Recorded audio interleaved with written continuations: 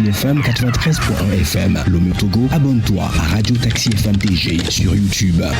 Like, commente et partage ton programme préféré diffusé sur la géniale des radios Taxi FM.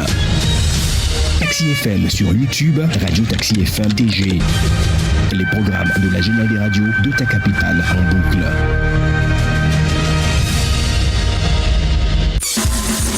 Retrouvez Saint-Irrigator aux commandes de son taxi relooké pour le meilleur du matin.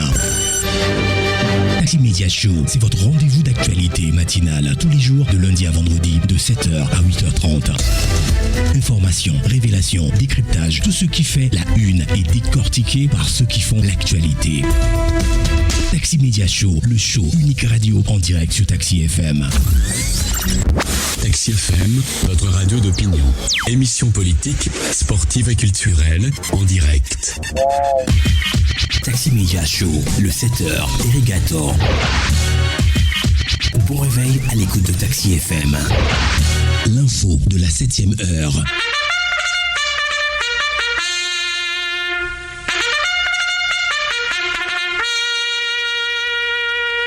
« 7h, 8h15, Irrigator et les rédactions sont à l'antenne pour le show du matin.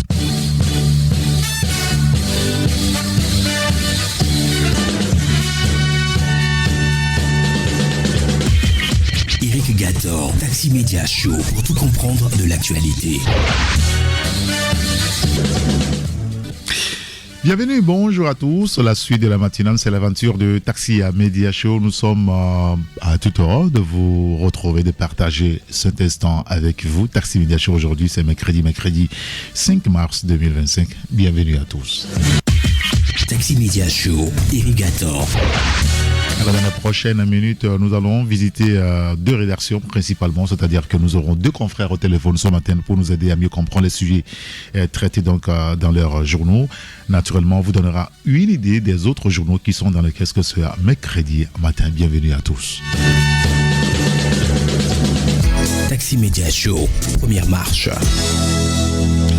Première marche, nous allons donc faire la revue de presse rapidement. Le journal Le Libéral dans le Qu'est-ce que ce matin, en attendant des infiltrations, Fabre, Apévon et Dossé ensemble contre la 5e République.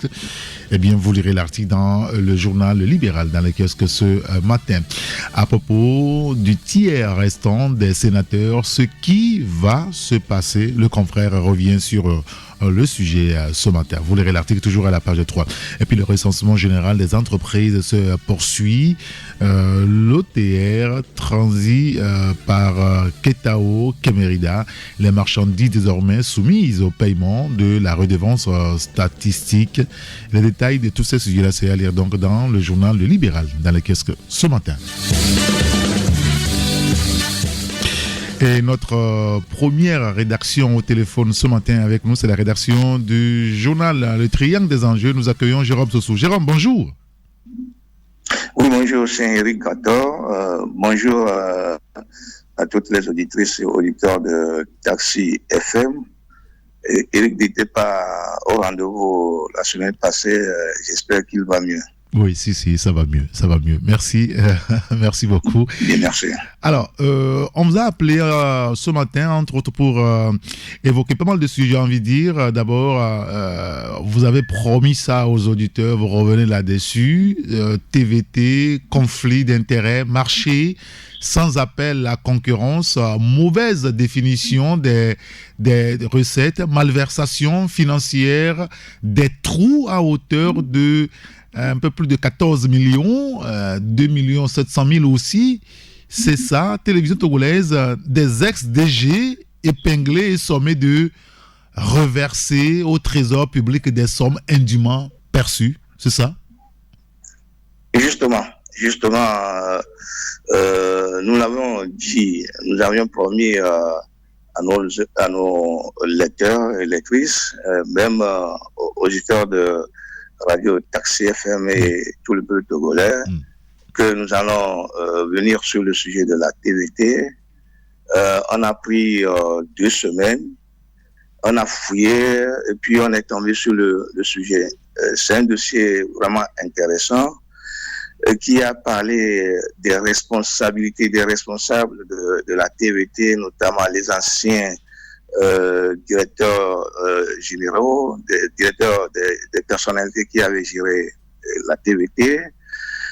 Il y en a parmi ces personnalités-là, même des femmes, qui ont eu des postes de responsabilité, qui ont commis de véritables malversations.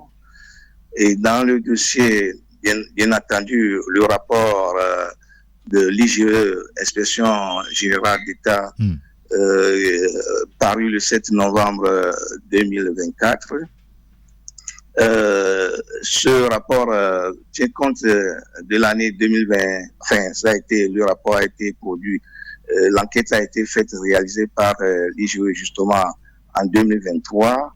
Et les inspecteurs de l'IGE ont fait un bon travail. Ils ont véritablement fouillé avec beaucoup de détails. Ils ont sorti des irrégularités et puis ils ont fait des recommandations. Nous sommes tombés sur le dossier. On a voulu, comme on l'a dit, le faire lire à tous les Togolais pour quand même montrer comment les institutions de la nation sont gérées. On le rappelle que l'IGE est sous l'autorité directe du chef de l'État et que la plupart de ces rapports sont commis ou de ces enquêtes sont commises par le chef de l'État lui-même et que les rapports lui sont adressés. C'est-à-dire qu'après les enquêtes, les inspecteurs déposent les rapports sur la table du président de la République. Voilà. Et dans ce rapport de 2023, justement, comme je le disais, le rapport a parlé des irrégularités, des malversations financières, des trous, des sommes dûment perçues que les inspecteurs ont demandé à ceux qui ont commis ces malversations de retourner l'argent au trésor public. Oui. Mais ce qui est un peu choquant, en tout cas dans ce dossier pour nous, est que au lieu que les inspecteurs demandent peut-être au tribunal de se saisir du dossier, les inspecteurs font seulement des recommandations pour demander à ceux qui ont commis ces malversations-là de retourner l'argent au trésor public. Alors que nous sommes en réalité dans la lutte contre la corruption, la gabegie, le détournement, le pillage et tout ce qui va avec. Maintenant, si on demande, on fait une recommandation, on a fait une enquête, on a décelé, l'enquête a révélé qu'il y a des malversations et que les noms des noms ont été attribués à ces malversations. Je dis bien, des noms, on a cité nommément des personnalités qui ont commis ces malversations-là. J'ai fait exprès de ne pas donner les noms à la une. Les noms de tous ceux qui ont commis ces malversations se trouvent dans le dossier. Ah. Et qu'on demande à ces personnalités-là de reverser l'argent au trésor public. Est-ce que nous sommes en train de lutter encore contre la corruption? Est-ce que nous pouvons arriver quand même à terme d'objectif du chef de l'État qui fait de la corruption son cheval de bataille ces derniers temps? Ce n'est pas possible. Et non, c'est comme ça dans presque toutes les institutions de la République, il y a ces malversations. Vous vous rappelez, on a parlé de l'INAM, oui. On a parlé de la SAFER. Oui. Aujourd'hui, on parle de la TVT. Demain, on va parler des écoles, des établissements publics, confessionnels. On va parler de l'ambassade du Maroc.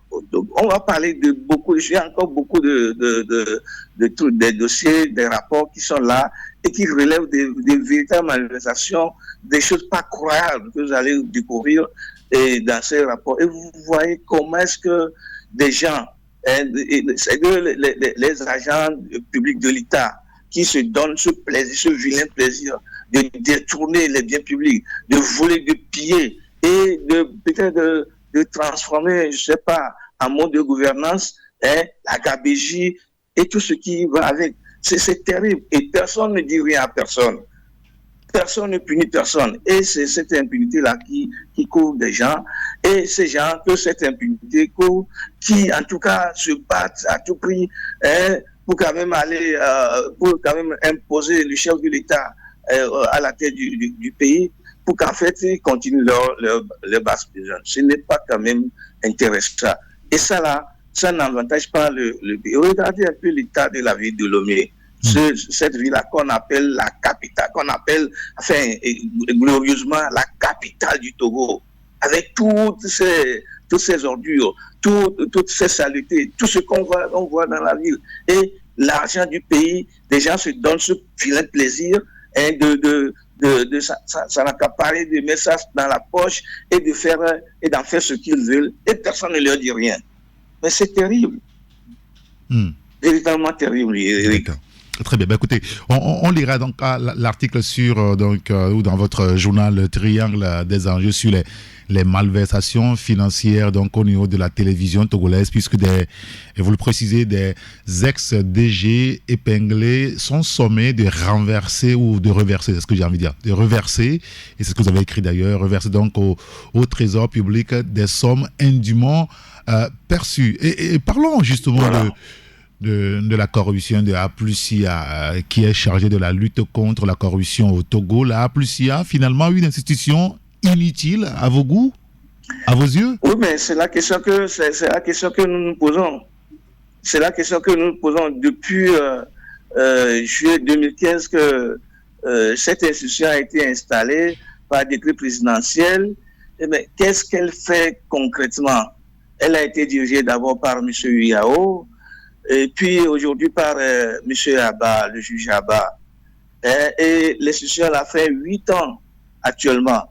Qu'est-ce que l'institution a pu quand même faire pour impacter justement les Togolais, afin qu'on puisse quand même se frotter la main pour dire que mais, véritablement le chef de l'État a fait bien d'installer cette institution, même si elle n'a pas, comment peut-on, toutes les décisions contraignantes, mais de tous les cas, je crois que il y a d'autres institutions qui, en tout cas, aident aujourd'hui la APLUSIA, en tout cas, à mon avis, parce que si on veut parler des rapports de l'ITE, on veut parler des rapports de la Cour des comptes, on veut parler des rapports de l'IGE, qu'on vient de le faire. Mais il y a tellement de choses malveillantes dans ces différents rapports que la APLUSIA devait quand même se saisir et en tout cas faire un dossier envoyé au tribunal.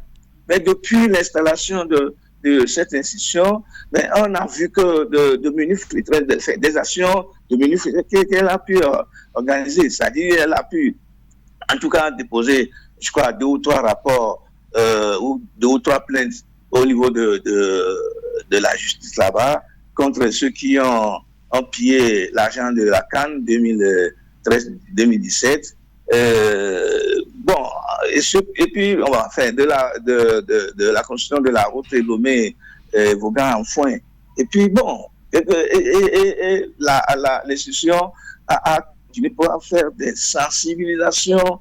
Mais c'est vrai que la sensibilisation se trouve dans ces prérogatives, mais qu'est-ce que la APLUSIA est en train de faire concrètement pour véritablement impacter la lutte, impacter les Togolais? Et on va dire que mais, finalement, on a trouvé un mécanisme qui nous permet quand même de traquer, ne serait-ce que, bon, déposer des plaintes contre ceux qui commettent ces différentes gabegies.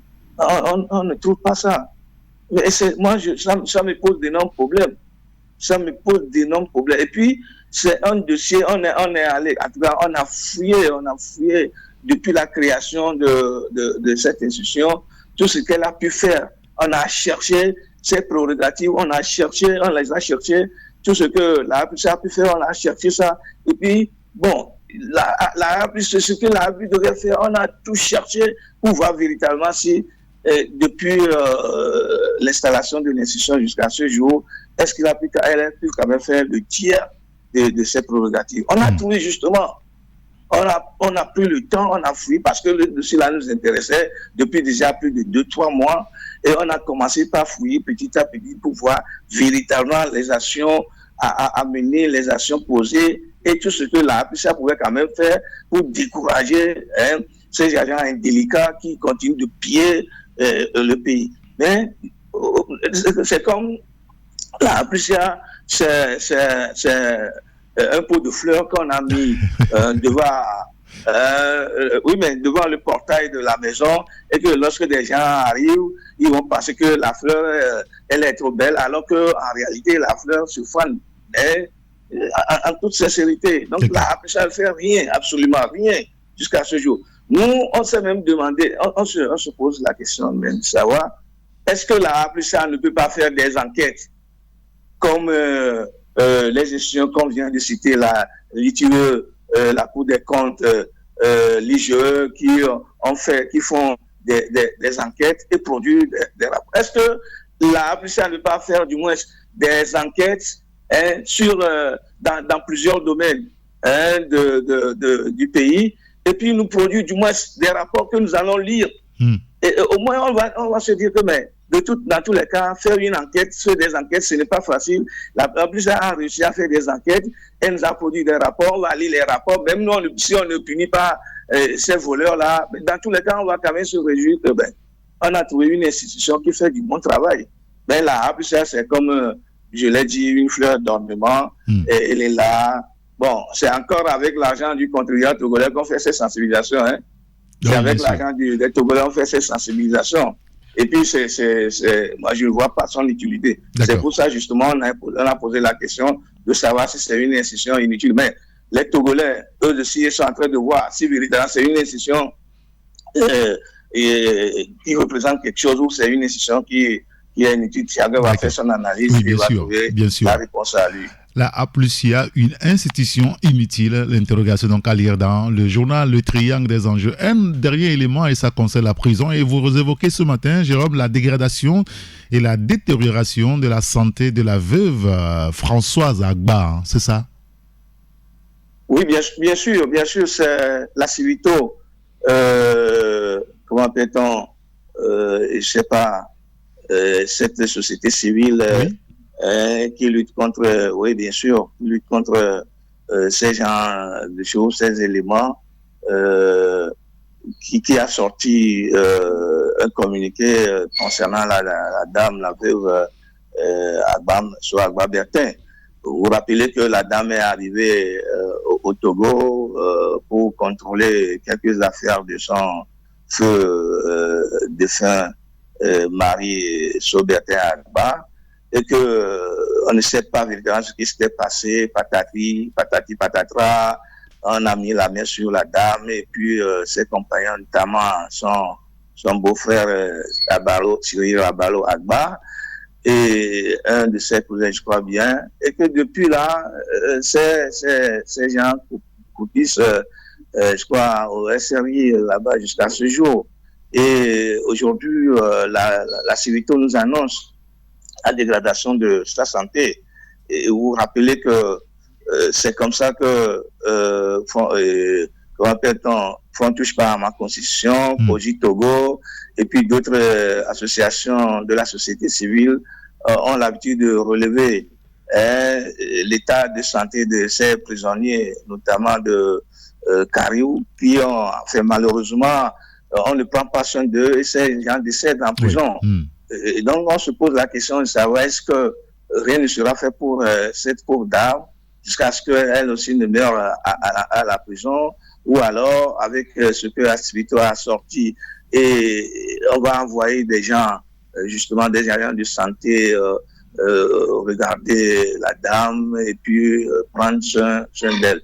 Et en toute sincérité, tout ce qu'on reproche à la dame, moi je suis en train de voir, je fais des contours, je réfléchis, et je me pose des questions de savoir est-ce que la dame là a quelque chose en elle, est-ce que la dame là a une force, est-ce que la dame là a la capacité quand même d'alimenter, selon les chefs d'accusation, le terrorisme. C'est une question que je me pose toujours. Mais je suis quand même étonné par rapport à certaines choses qui se passent dans le pays.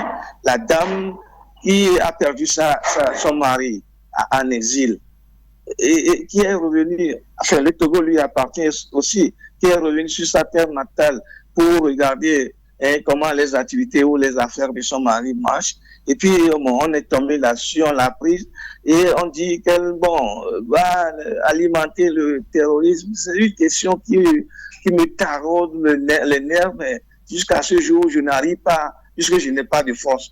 Et c'est avec mes gros yeux de petit journaliste que je suis en train de... Oui, bien sûr, j'ai des gros yeux. C'est avec mes gros yeux de petit journaliste que moi, je suis en train de faire ces analyses, que je suis en train de me poser ces différentes questions, parce que je ne sais pas exactement ce que les agents de renseignement ont pu quand même déceler au niveau de cette femme-là. Et jusqu'à ce jour, que les actions ou ce qu'on pense de la femme ne se réalisent pas et qu'on ne peut pas, en tout cas, daigner libérer cette pauvre dame jusqu'à ce que, malheureusement, elle va mourir en prison et on va dire que le nombre de décès en prison s'agrandit, mais moi, ça me pose d'énormes problèmes. Donc, je plaide en tant que journaliste la cause de cette dame. Quand on regarde que le chef de l'État, on regarde un peu autour de cette femme-là, et puis demander à ce qu'on la libère, et demander à ce qu'on libère les prisonniers politiques, ceux qui n'ont rien à voir avec le banditisme de grand chemin, et comment appelle-t-on, ceux qui ont commis de véritables crimes. Que ces personnalités-là ou ces personnes-là soient libérées. En tout cas, le constat que ceux qui commettent des véritables gabegies, des crimes économiques, des grands crimes dans ce pays-là, sont tranquilles. Et ils ne sont pas inquiets, ils ne sont pas inquiétés. Mais c'est des gens qui, en tout cas, on soupçonne de faire la politique, on soupçonne de faire qui sont traqués et qui sont jetés en prison jusqu'à ce qu'ils ne meurent. D'accord. Monsieur le président de la République, monsieur le chef d'État de la République, monsieur Chorniasigwe, je plaide pour ces gens de personnalité. Il faut les libérer, s'il vous plaît. D'accord. Et je pense que le message est passé. D'ailleurs, vous rappelez également qu'aujourd'hui, ça fait 15 ans, 10 mois, 10 jours que Kwacha Nyasingbe est en détention. Jérôme Soso, merci. C'est triste. Merci. C'est véritablement triste. Oui, bien sûr. Enfin, 15 ans en prison, c'est pas de la mer à boire. Hein. Eh bien, c'est pas, oui, bien sûr. C'est pas du gâteau à manger. Hein. Ah oui, pas du tout, je crois. Hein. Même un jour, 24 heures là-bas, ça doit être terrible. Merci beaucoup, Jérôme Soso, pour votre disponibilité. Oui, merci à vous aussi, Riga, à tous qui ont toujours le cœur de nous écouter, de nous accepter et parfois de nous donner de conseils judicieux pour quand même contrôler notre vie. Merci à tous ceux qui aussi prient pour nous tout le temps. Hein. Ouais, Dieu est là, Dieu est là, Dieu nous protège tout et Dieu voit dans le cœur de tout le monde. Vous savez qu'aujourd'hui, c'est à fi courant pour les chrétiens catholiques, ça veut dire que le carême démarre. Oui, ça fait double carême, ça. Moi, j'ai déjà commencé le carême avec les frères musulmans. Aujourd'hui, je vais commencer avec les musulmans. Pourquoi pas? Je compatis avec la ils ne sont pas en souffrance. Parmi eux. Mais bien sûr, il y a des gens qui sont en souffrance, qui en tout cas prient aujourd'hui que Dieu leur pardonne des gens qui ont commis des péchés, des gens qui sont en souffrance. Ils prient à ce que Dieu guérisse leur maladie, etc. Donc, il y a parmi eux qui sont en souffrance. D'accord. Donc, je compatis avec ceux-là. D'accord, très bien. Et je commence le carême aujourd'hui avec les catholiques, donc je fais double carême. Donc, le soir à Fikura et demain, le carême va commencer véritablement. Et on va vous accompagner avec un morceau de John Littleton. Je ne suis pas sûr que vous connaissez ce grand homme. Avec le titre « Je cherche le visage du Seigneur ». Voilà. Ça doit vous faire plaisir quand même. Oui, c'est en fait, Eric, ce qui est étonnant, même le criminel aussi cherche le visage du Seigneur. C'est vrai? Même bien sûr, le criminel aussi cherche le visage du Seigneur. Ah, ok. Et pourquoi pas, nous qui sommes des hommes plus ou moins honnêtes, nous aussi, nous allons chercher le visage du Seigneur. Merci tout comme beaucoup. toi. Merci beaucoup, Jérôme. Passez une excellente journée. À très bientôt. À vous aussi.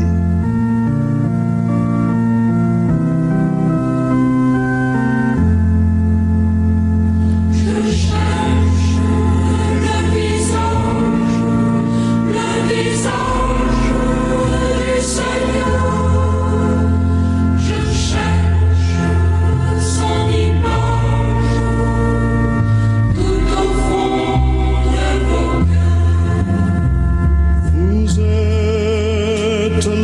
corps du Christ, vous êtes le sang du Christ, vous êtes l'amour de Christ. Alors, qu'avez-vous fait de lui?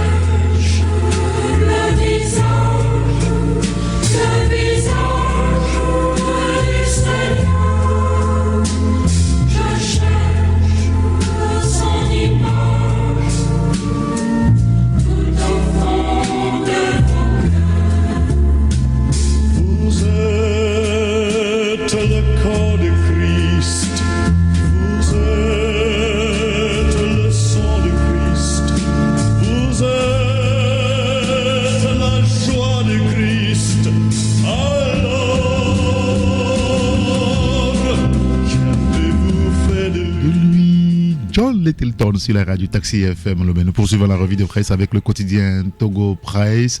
À l'Assemblée nationale, une session extraordinaire ouverte à la demande du chef de l'État des projets de loi pour renforcer la sécurité et la gouvernance économique au menu. Vous lirez les détails donc dans le journal. Importance des documents d'identité, les revendeuses du grand marché d'Adaoulato sensibilisées. Le confrère revient sur le sujet. Et parle également de la cybersécurité. L'ANSSI digitalise 3 nouveaux services. Vous consulterez donc l'article à la page 6 de Togo Presse. Et puis, à semaine de l'enseignement technique, le public découvre les avantages de la formation professionnelle. Tout ça, c'est dans le quotidien Togo Presse.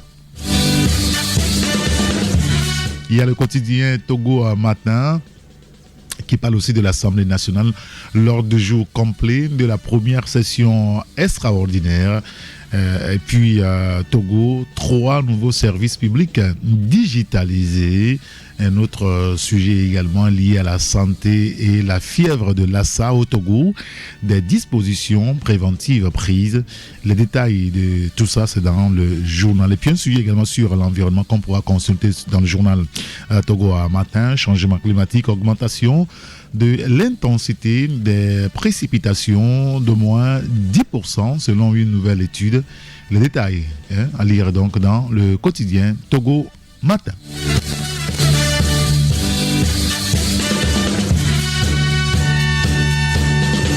Vous avez le quotidien Ecofinance qui parle également, oui bien sûr, de l'économie des finances, accélérer l'accès au financement des femmes entrepreneurs en Afrique. Le groupe Ecobank lance une version améliorée du programme Eleva. Les détails donc à lire dans le journal. Autre sujet, fraude à la pompe. Le mouvement Martin Luther King, MLK, interpelle les compagnies pétrolières. C'est à la page 4 que vous lirez donc cet article-là. Un autre également sur Investopia 2025. Le Togo renforce ses opportunités d'investissement à Abu Dhabi. Et puis Côte d'Ivoire, ouverture de la foire nationale de l'emploi et du recrutement avec près de 50 000 opportunités mobilisées pour les jeunes. Les détails à lire dans le quotidien Ecofinance dans le kiosque ce matin. Et notre deuxième rédaction qui nous rejoint en l'essence, c'est la rédaction du journal Le Mania Libéré. Abbas Issaka au téléphone avec nous. Bonjour, cher Abbas.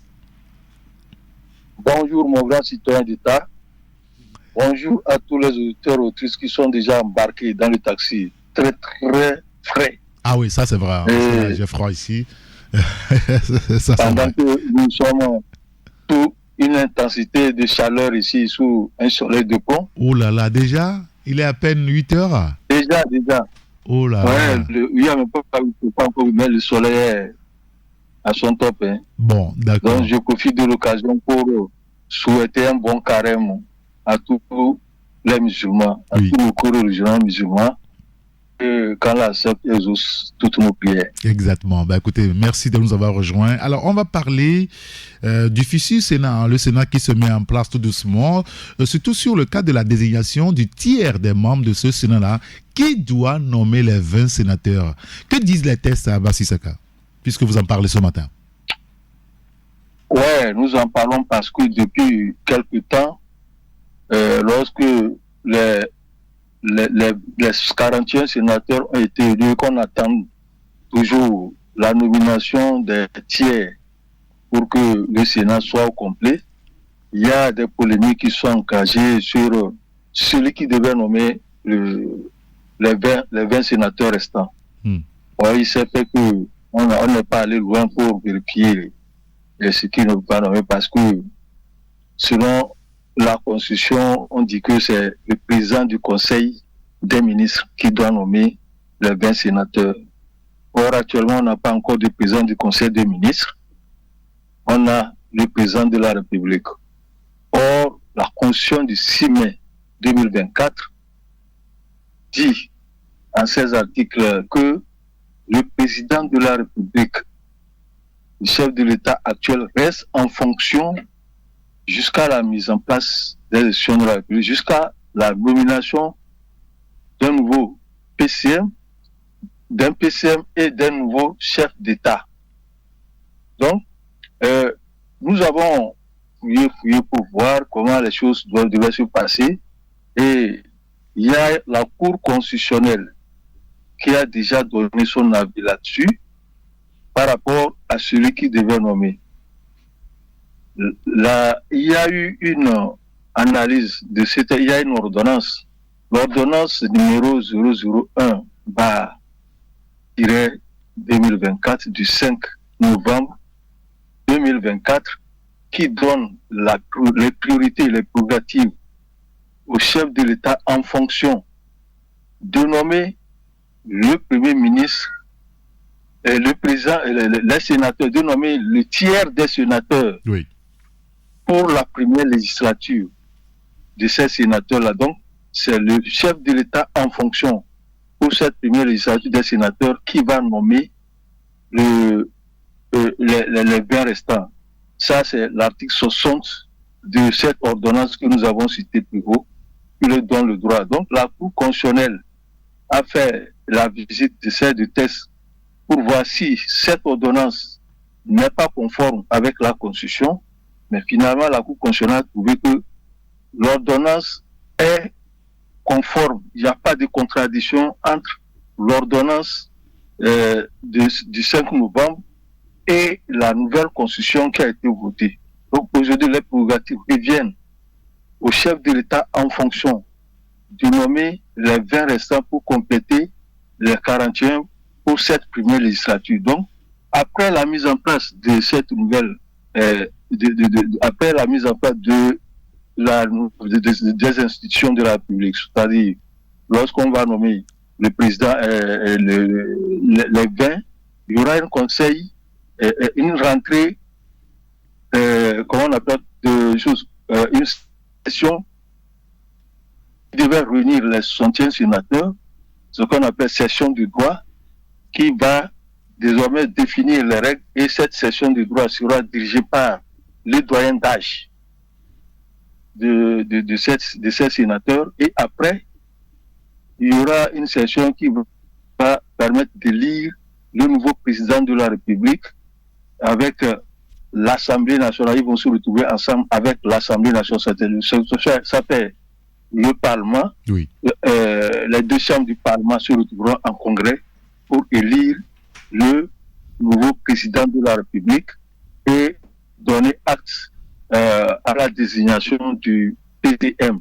Donc c'est après ça que lorsque les institutions seront installées, la prochaine constitution, puisque nous sommes en période transitoire, oui, avec les dispositions transitoires, et à la fin de cette nomination, c'est que la prochaine législature qui va avoir lieu, c'est le PCM qui va nommer ces sénateurs, ces 20 sénateurs qui resteront, puisque la loi a fixé le nombre de sénateurs à 61, dont les 2 tiers seront élus par les grands électeurs et l'autre tiers, ça les 20, seront nommés par le chef de l'État qu'on va élire plus tard.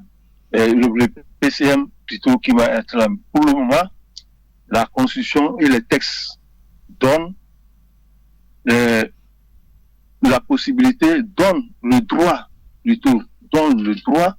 au président de la République en fonction, qui n'a même pas encore fini son mandat, puisque ça termine en mai, en fonction de nommer les 20 sénateurs restants. Voilà ce que nous avons voulu éclairer par rapport à ces polémiques qui se sont soulevées et pour permettre aux uns aux autres de comprendre qu'il n'y a pas de vide juridique. Le vide juridique ne peut pas exister, tant plus que le Togo est une république qui est régie par les textes. D'accord. Nous évoluons avec les textes et nous roulons avec ces textes-là. Il n'y a pas une situation qui n'est pas prévue par les textes.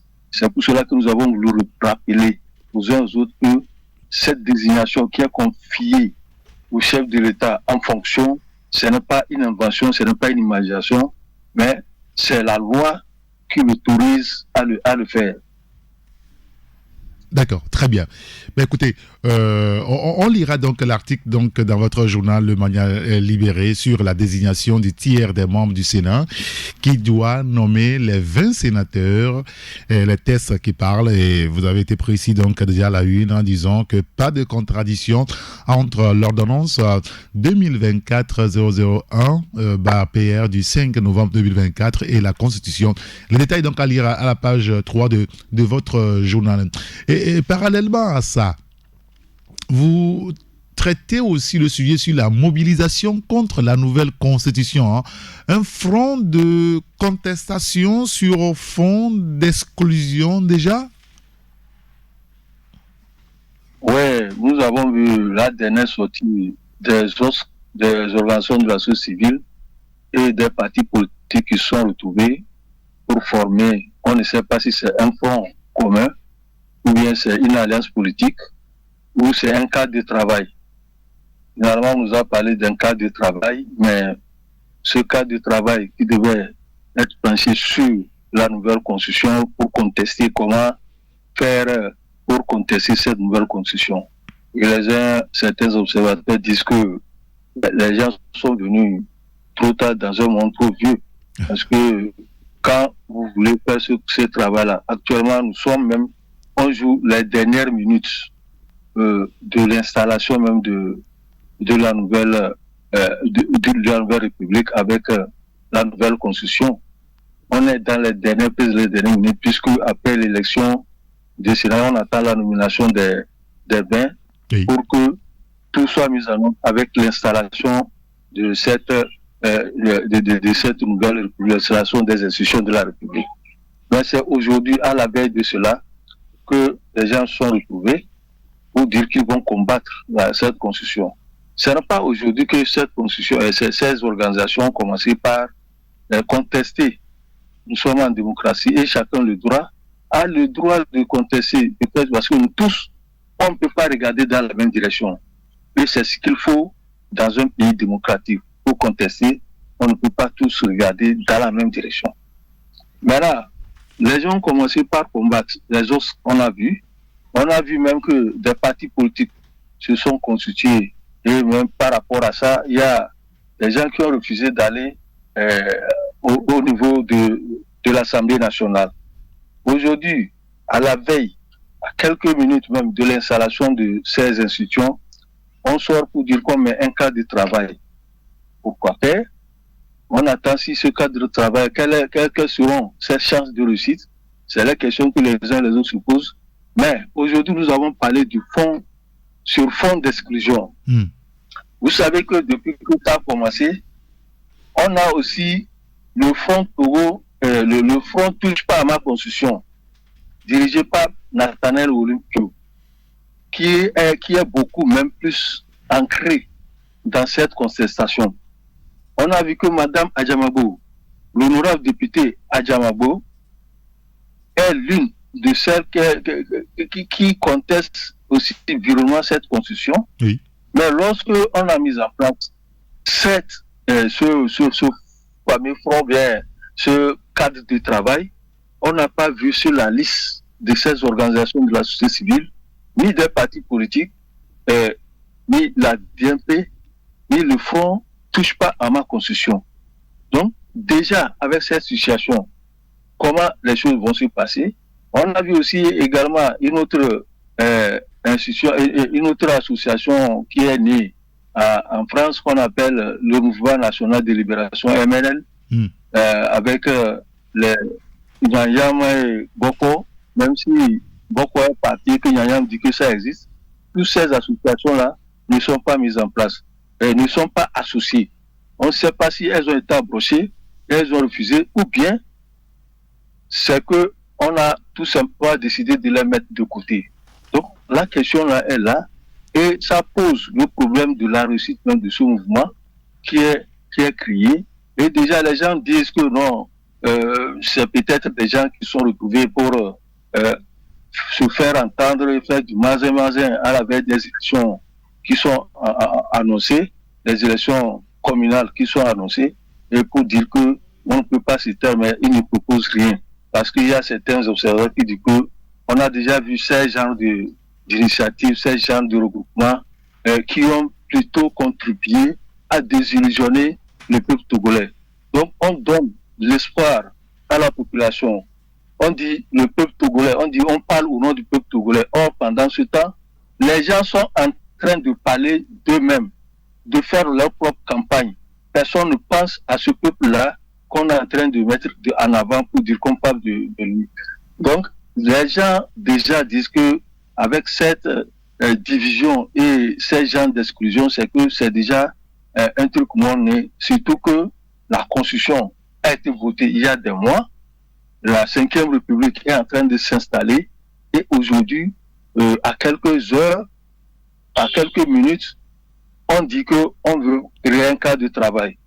On espère que ces cadres de travail puissent trouver des solutions adéquates pour que la Constitution qui est là puisse empêcher cette Constitution de se dérouler. Nous avons vu en 2018, les gens disent il n'y aura pas d'élection législative et ils ont écouté. Voilà les conséquences qui sont là. Mais les élections législatives ont eu lieu jusqu'à la dernière minute. Les élections ont eu lieu. Et on a continué comme ça par berner la population, par berner ce peuple-là pour dire que ça va réussir. Et c'est ça qui a d'ailleurs même découragé la population sur le plan politique. Les gens ne participent même plus à rien à ces gens de politique.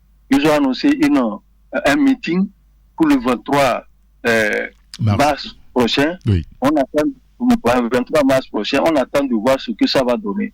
Dans tous les cas, nous avons fait des analyses par rapport aux critiques et au point de vue des uns des autres que nous avons pu recueillir pour te montrer ce que les uns les autres pensent de cette nouvelle aventure, de cette nouvelle travail de l'opposition. On parle de deux partis, il y a l'FDR et puis l'ANC, et après c'est les organisations de la société civile qu'on a citées là. Or, ces organisations de la société civile avaient déjà commencé par faire sous la coupole du Front Togo Debout, FTCD, de Dossé, qui ont commencé par faire les choses. Mais depuis ce temps-là, ils n'ont pas eu le temps de se retrouver en cadre de travail. C'est aujourd'hui, à quelques heures de choses, qu'ils ont retrouvé de créer un cadre de travail. Je pense qu'il faut arrêter de berner la population, de mettre les populations dans l'illusion sous prétexte qu'on va atteindre notre objectif. D'accord, très bien. Mais écoutez, on lira donc votre analyse dans votre journal Le Mania Libéré dans les kiosques ce matin. Merci beaucoup à Abbas Issaka. Merci beaucoup, mon grand citoyen d'État. Merci beaucoup à tous ceux-là qui nous ont écoutés et je vous souhaite une bonne suite de l'émission. Merci beaucoup. Et on va vous raccompagner avec un morceau de, je crois, Henri Dikongé. C'est la vie. C'est la vie. C'est la vie. C'est la vie. La vie. La vie, oh, La vie, oh. la vie. Allez, merci et bonne journée. Bonne journée. À bientôt. À bientôt, ouais.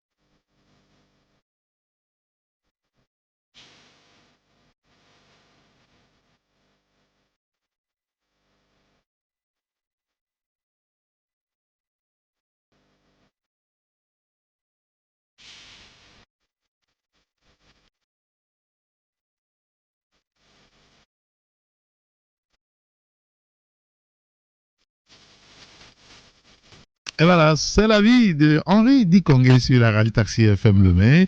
Alors, dans les kiosques aussi, ce matin, il y a le journal La Manchette. Le confrère parle des transporteurs routiers du Togo.